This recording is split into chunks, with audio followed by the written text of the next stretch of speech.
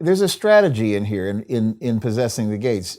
Dr. Robinson puts together a strategy of we've got to look and focus in on these three areas and be impactful on intent and purpose to be able to do that. Now, you're in a great geography to bring some clarity to all of this, and this is what you do, and you touch all these three different areas. You're in the education world, you're in the government world because you're working with people in the public sector, and then you also understand it from a business perspective. What does all this mean for you, and how do you apply it where you are in Boston area? Well, thank you, Dr. Carey. It's a pleasure to be here today. It's very true. The key words that rang true for me and what you just asked were the words strategic and intentional.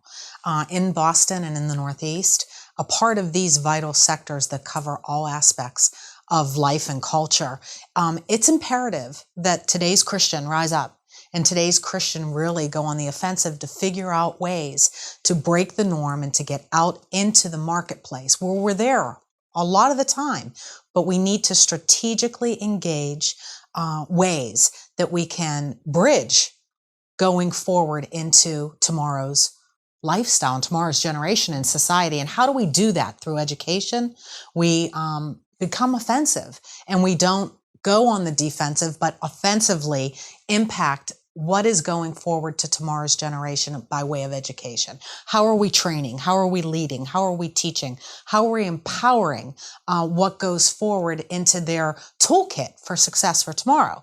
When we look at the business sector, there are many CEOs and presidents who know very well how to lead corporations and the marketplace. How are they being influenced for kingdom-minded business is crucial. It's a crucial question for today. And we do that by realizing that it's a little backward, that Sundays only are not where we're meant to be, engaged in kingdom business, but we must take it outside Monday through Saturday. And we have to actually bring all 7 days of the week into a vital and strategic and empowering vision for tomorrow, or we're going to lose a lot of what's already been lost.